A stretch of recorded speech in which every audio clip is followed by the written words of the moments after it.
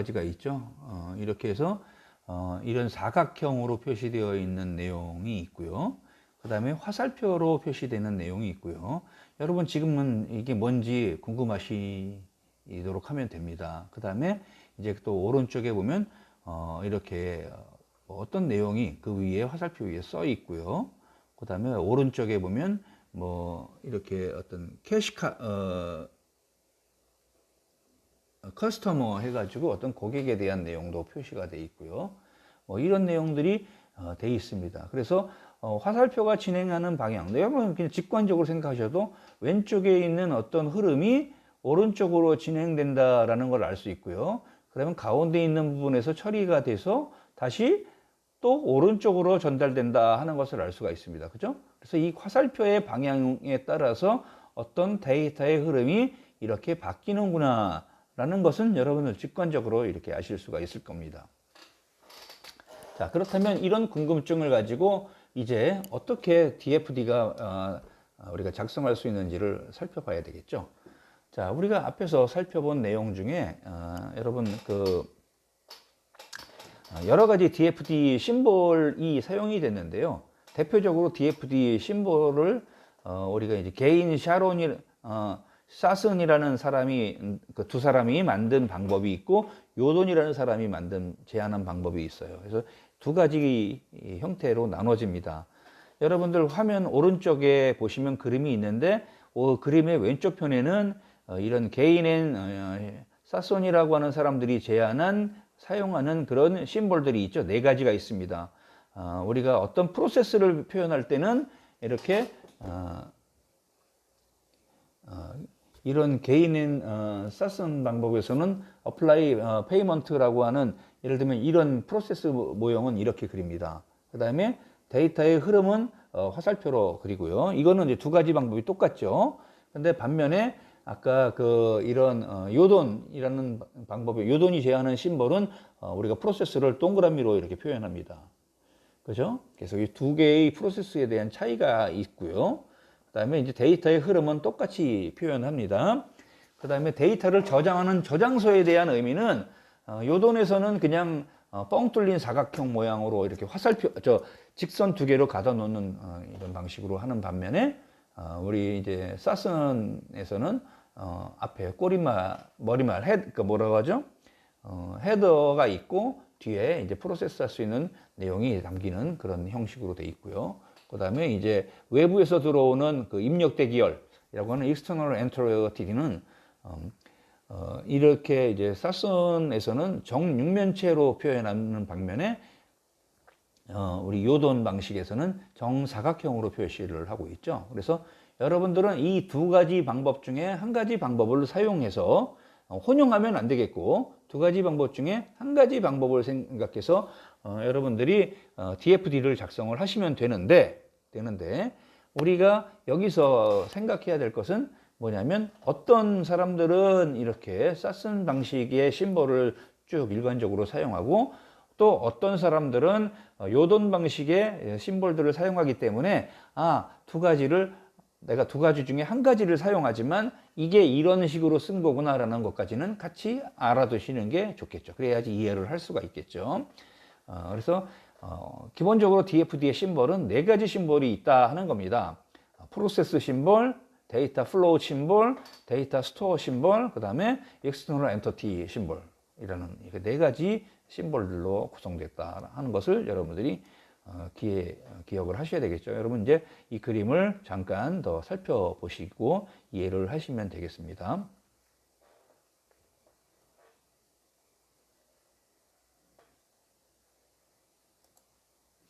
자, 그러면 앞에서 우리가 이제 이 프로세스라고 하는 이 심볼은 결국 뭐예요? 어떤 의미를 가져요?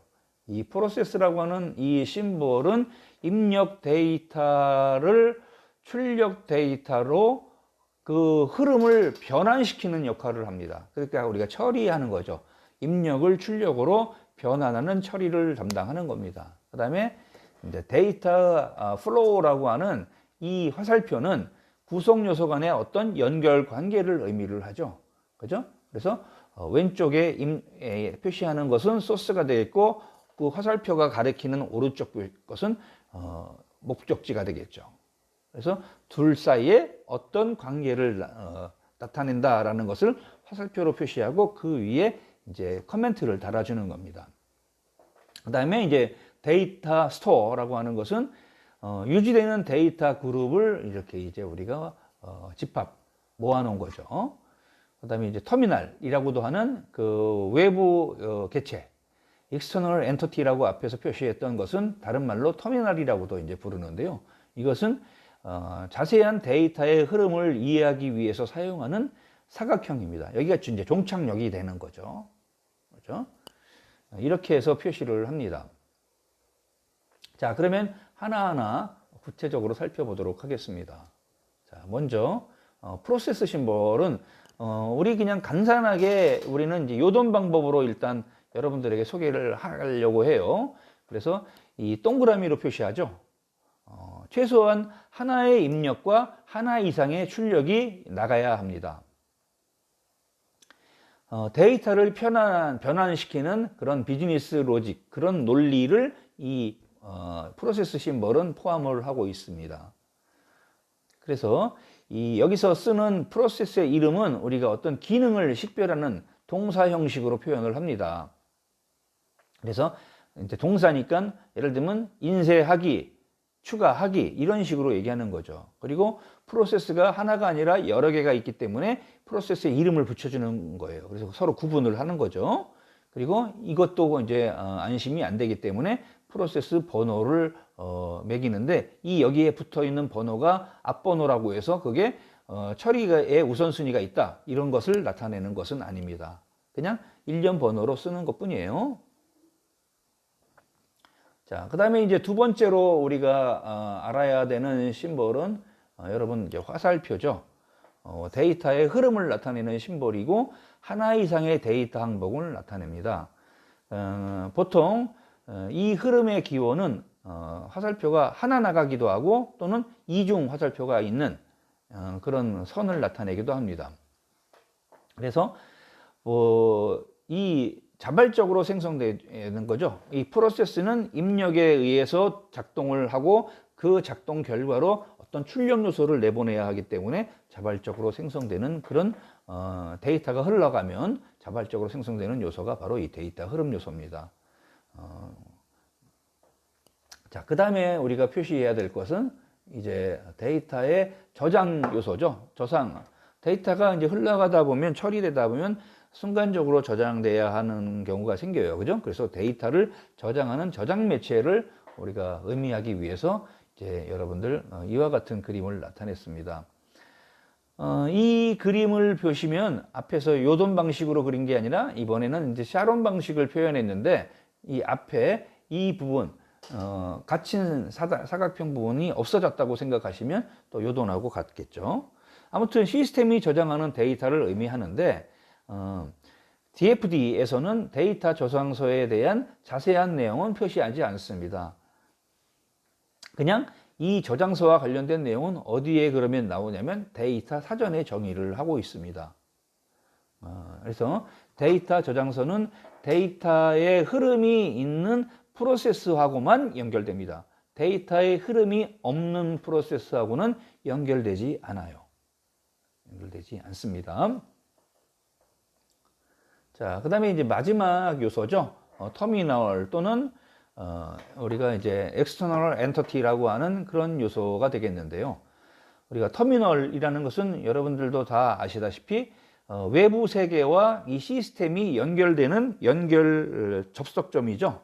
우리가 이제 이 데이터 흐름도에서 시스템에 어떤 데이터를 제공하게 되면 또는 이 시스템이 즉 데이터 제공한다는 건 데이터의 입력을 얘기하는 거고 이 시스템이 데이터를 처리해서 출력되는 신호는 이 출력은 어떻게 돼요? 외부로 나가게 되고 이 나가게 되는 것은 결국 외부에 있는 누군가가 받게 되겠죠. 그래서 이 출력을 수신하는 외부 엔터티만이 여기에 표시가 됩니다. 그래서 DFD에서 사용하는 이 터미널, 이 엔터티는 결국 뭐냐면 데이터의 소스이거나 또는 데이터의 목적지가 되겠죠. 그래서 종결자 터미널이라는 이름을 우리가 사용하는 겁니다. 이런 각각의 엔터티는 데이터 흐름을 통해 프로세스와 연결되어 있게 됩니다. 그래서 이 사각형으로 표시를 했습니다. 이제 물론 앞에서는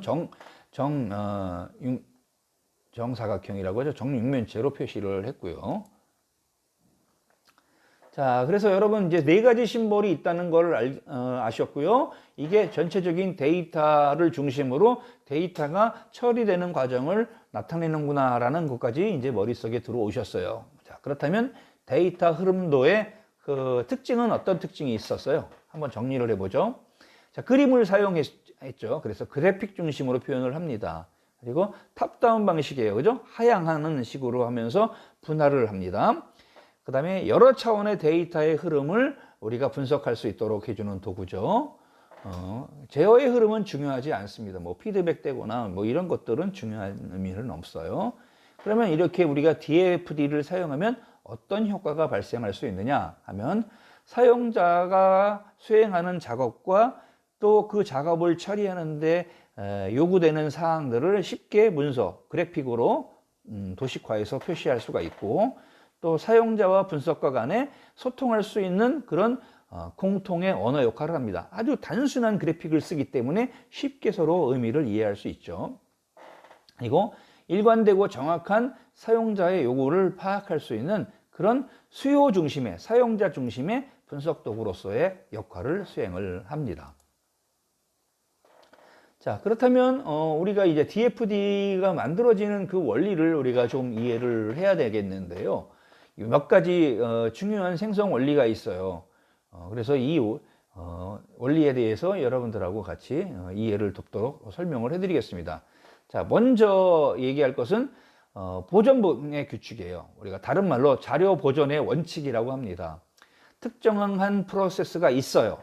그러면 이 프로세스는 당연히 입력이 들어오고 또 그 프로세스를 처리하면서 출력이 발생하겠죠.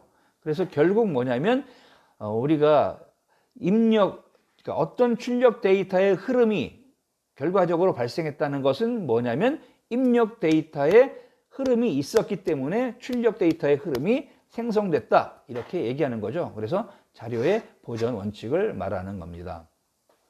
그리고 최소 데이터 입력 원칙이라는 게 있습니다. 일부 데이터를 처리하는 과정에서 출력 데이터의 흐름을 생성하기 위해서 뭐 많은 복잡한 데이터의 입력이 있어야 되는 것이 아니라 꼭 필요한 최소한의 데이터 흐름만 있으면 처리가 가능한데 그것을 우리가 간결하게 표현해야지 괜히 뭐 중복해서 복수해서 데이터 흐름을 일부러 많이 늘릴 필요는 없다는 얘기입니다. 같은 결과가 나오는 데이터의 입력은 결국 한 가지 단순화시켜야 한다는 그런 의미고요. 그다음에 이제 독립성의 원칙이라는 게 있어요. 이거는 자체적으로 처리할 수 있는 입력과 출력 그 자체만 알면 된다는 그런 원칙입니다. 그래서 이것을 유지하면 결국 전체적으로 유지하기 쉬운 그런 시스템을 만들 수가 있습니다. 그다음에 지속성의 원칙이라는 게 있는데 이 지속성의 원칙은 데이터 흐름을 기다릴 때를 제외하고는 이런 리스타트 하거나 아니면 홀드 하지 말아야 된다는 거예요. 즉 데이터의 프로세스는 늘 진행되고 있어야 한다는 거죠. 자, 그 진행되는 와중에 뭐 잠깐 어떤 저장된 데이터를 받거나 외부에서 데이터를 들어오기를 기다려야 할 때를 제외하고는 항상 데이터 처리가 지속되어야 한다는 그런 원칙입니다. 그 다음에 순차 처리, 순서 처리의 원칙도 있죠. 우리가 이런 프로세스에 입력되는 데이터의 흐름의 순서는 결국 순서가 있다면 그 순서된 대로 처리돼서 출력 데이터로 나가야 된다 하는 거죠. 자, 그 다음에 이제 영구성의 원칙이 있어요. 이거는 데이터 저장소에 저장된 데이터는 변하지 않고 그대로 그 상태를 유지해서 저장되어야 한다 하는 겁니다. 자, 그 다음에 이제 이런 내용이 있고, 그 다음에 이제 데이터 변환의 원칙이라는 것이 있는데, 여기서는 또 몇 가지 세분화된 원칙으로 나눠질 수 있어요. 그래서 우리가 이제 데이터 에센스 변환, 데이터 구성 변환, 데이터 관점 변환, 그리고 데이터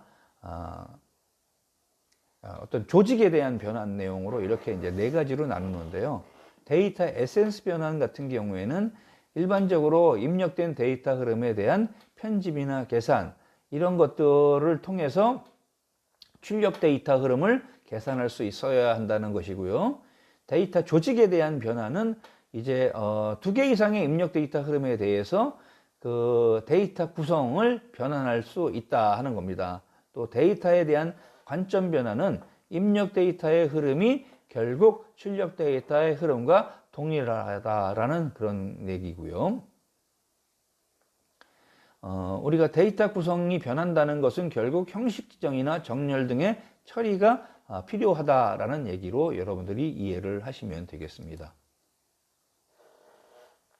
자, 그렇다면 이제 우리가 DFD를 생성하는 그런 방법을 우리가 알아야 되는데요. 팩트 파인딩을 하기 위한 그런 사실들을 우리가 조사를 하잖아요. 그래서 그 결과를 바탕으로 해서 이 우리가 처리할 전체적인 정보 시스템의 그래픽적인 논리적인 모델을 우리가 생성하게 되죠. 그래서 먼저 우리가 일정한 규칙을 또는 작성 지침을 만들어서 그 지침을 검토를 하고요. 자, 그러면 숙지했어요. 그런 다음에 이 지침을 적용해서 이제 여러 가지 프로세스들을 사용을 해서 DFD 세트를 만듭니다. 이 DFD가 전체적인 정보 시스템 한 장만 나오는 게 아니기 때문에 DFD 세트라는 용어를 붙이는 거예요. 그래서 여러 장의 DFD가 결합을 해서 하나의 정보 시스템을 구축하는 데 사용할 수 있는 거죠. 여기서 여러분들이 꼭 명심하셔야 되는 내용은 뭐냐면 모든 데이터 흐름의 이런 것은 꼭 레이블이 지정이 되어 있어야 합니다. 레이블. 그래서 여기서 파생되는 다른 도면이 또 파생되고 하기 때문에 어떤 레이블을 우리가 지정이 되어 있어야 되고요. 또 대규모 우리가 프로세스를 할 때는 이런 어떤 DFD가 더 작은 구성 요소로 우리가 구분해서 나눌 수도 있겠습니다.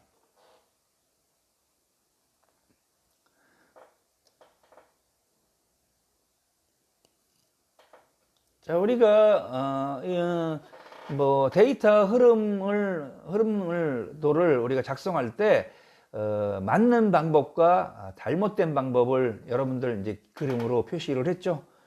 프로세스와 프로세스 간에는 서로 데이터를 주고받을 수 있어요.